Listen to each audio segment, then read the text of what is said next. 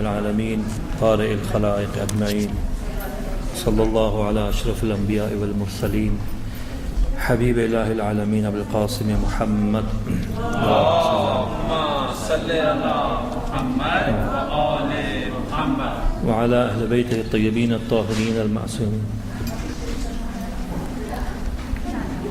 Brothers and sisters, Alhamdulillah, we have been able to continue our talks every evening, and Alaikum Salam. I do have because we have just 15 minutes left, I want to just mention something practical for right now. The issue of the needs for sisters to learn and educate themselves led us to put up this partition so that you all can participate. Those of you who don't have a major back problem or something, I would expect you to not sit up like 80-year-olds and come and join us in the Jamaat just like brothers. Please step up and fill up these ranks.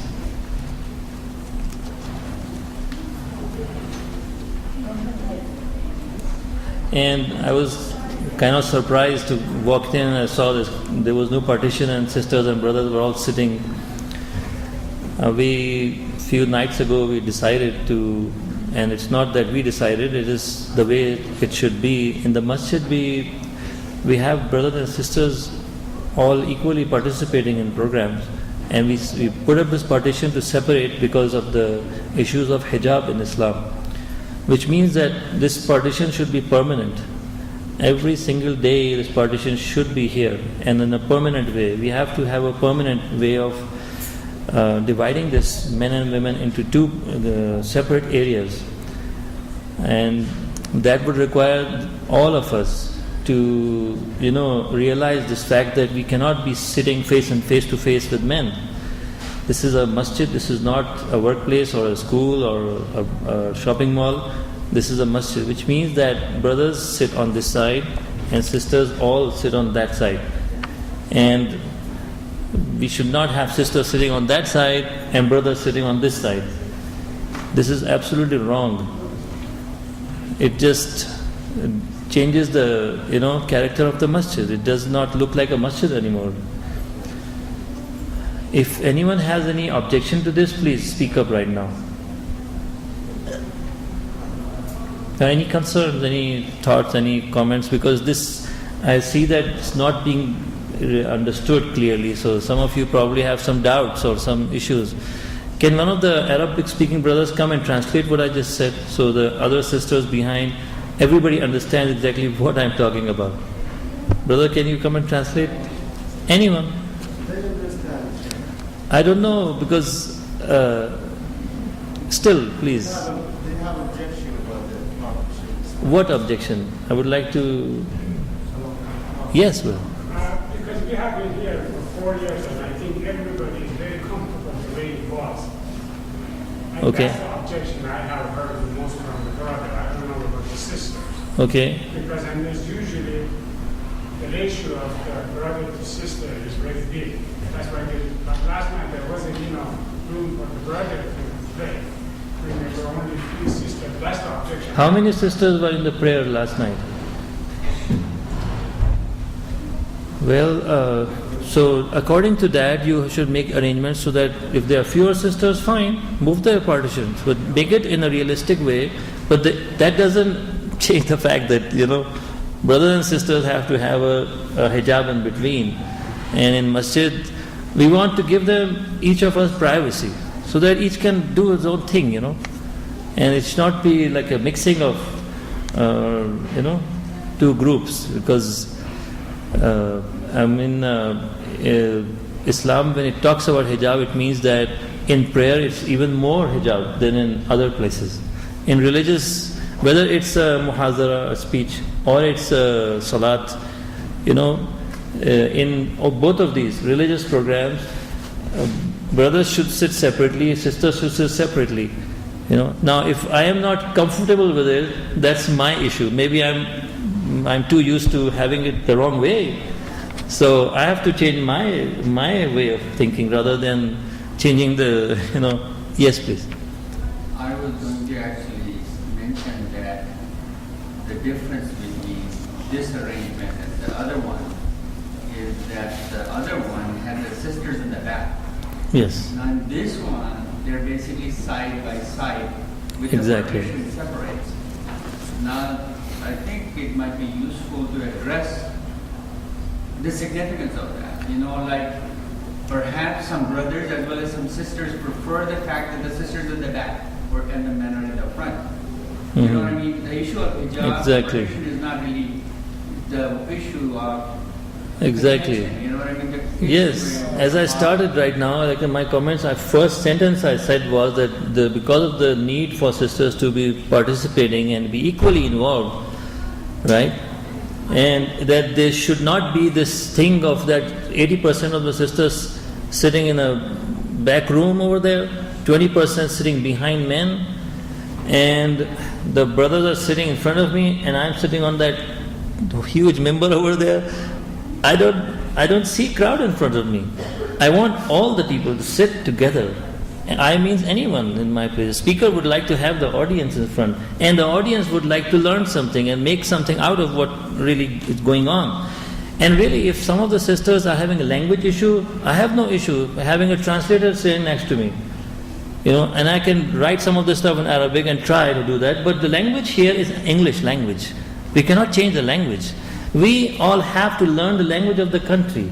This is an English-speaking country. We are in America right now. We are not in Pakistan, we are not in Iran or Afghanistan. This is United States of America, and the language, spoken language is English language. If we don't realize this, our children will be speaking English anyways, whether we like it or not. So we will be having a problem of communication inside our house. And not just problem of communication in language, also problem of two different cultures in a family. One culture belonging to the parents, another culture belonging to the children. And that is even worse. As long as language issue is concerned, it can be overcome. But two different languages generally means two different cultures. I am speaking Urdu, that means I am following still in more or less some ways connected to my back home culture. But children are speaking English only, they are more or less integrated with the American society. And that is a more serious issue than the language issue. And we want to make sure that every single person in the masjid, if my family was sitting here, I can promise you they will be sitting in the front row. My daughter will be sitting right next to you. And they would want to sit in the first row because they want to learn. They want to ask questions, they want to answer when I'm asking a question, or any alim for that matter. So sitting next to, sitting really, as brother pointed out, Brother Hasnan, really is a valid point.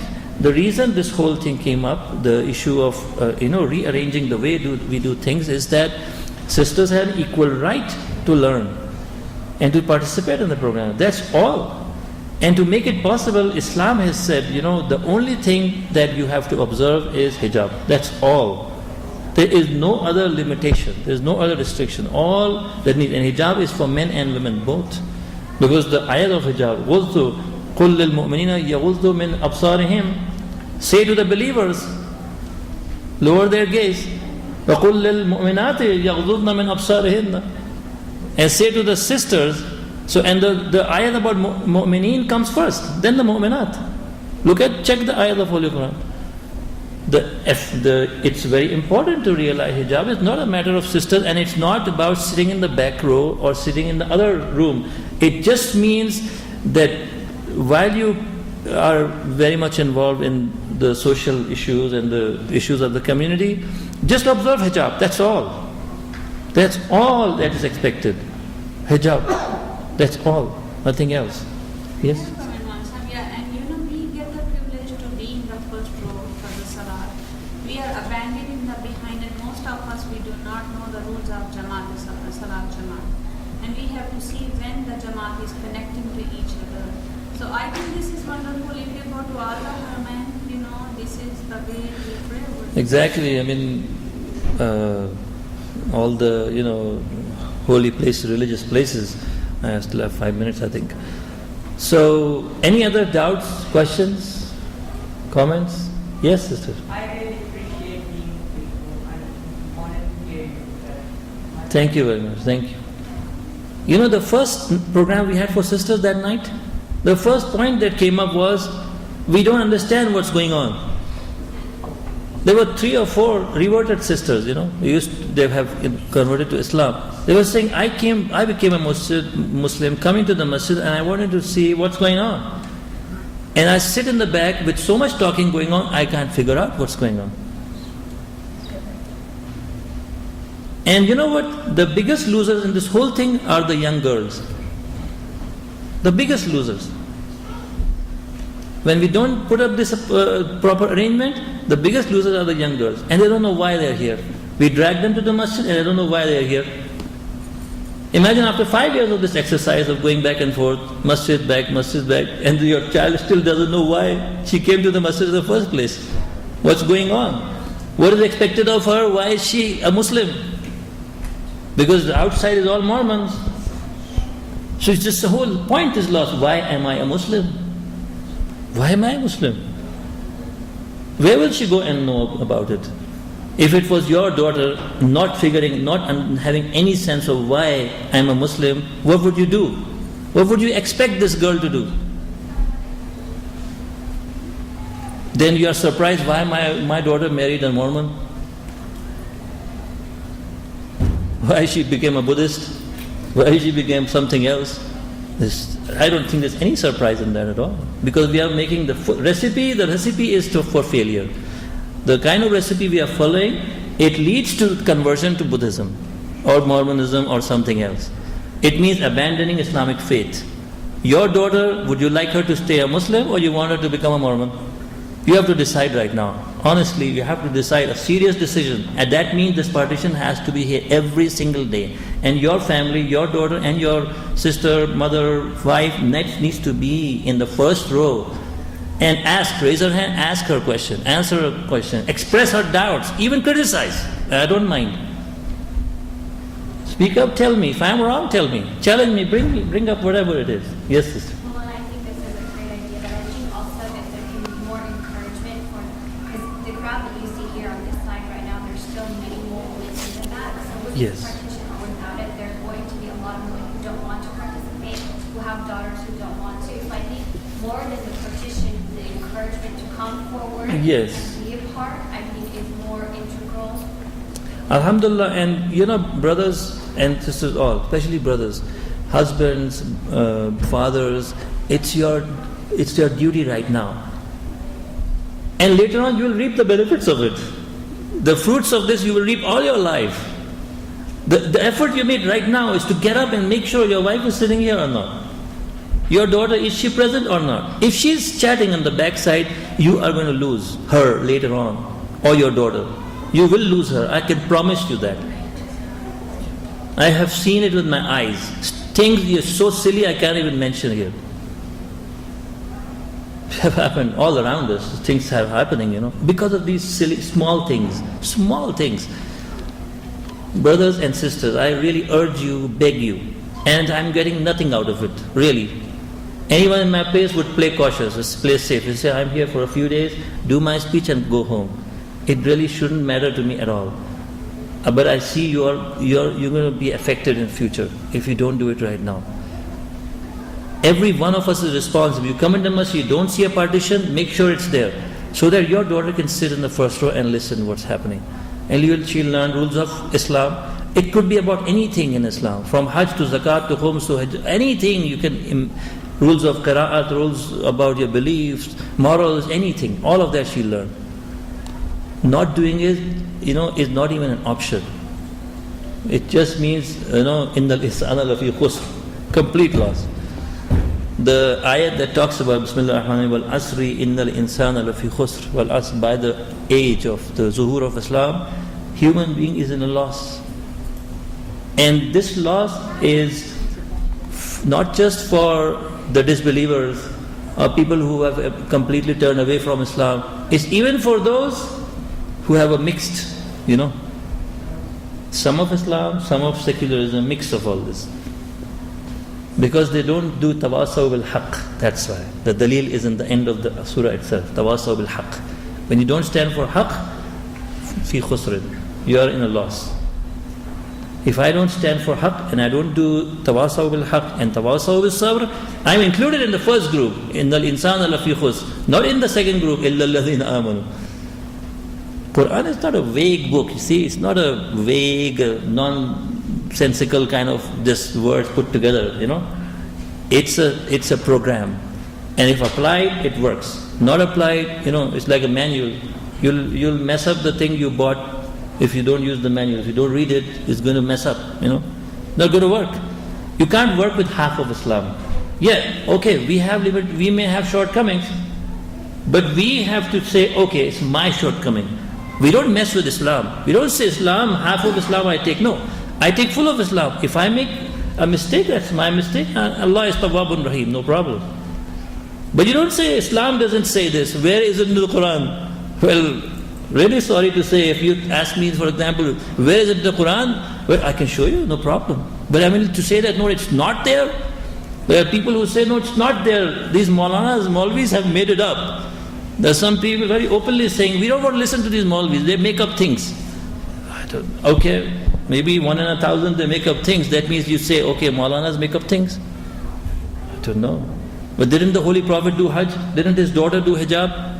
Didn't in the masjid, in the first day of Islam, there was a hijab like this? The Bibi Fatima Salamullah was behind the hijab. She came into the masjid, gave her a speech, they put up the hijab for her. Haven't you heard that? Even in time of Usman, when the whole thing of his corruption came up, Aisha from behind the hijab, she showed the shoe of the Prophet. Did you know this? It's in history, I've read it. It's not in the movies that Iran has made. I've seen it, read in the actual text of Riwayat in early Islam. It's authentic, it's right, very much there. It's all there. We have changed our ways, we have to go back to the way it was. Because that is the most realistic and practical way. That will make Islam really, relevant to our children. Relevant. I mean, just like they go to school, they listen and understand what's happening. They want to come to a masjid, make sense of what's going on, really. If it's not making sense, they stop coming. If you drag them to the masjid, tomorrow they'll turn away from Islam. Salawat, please. Allahumma salli ala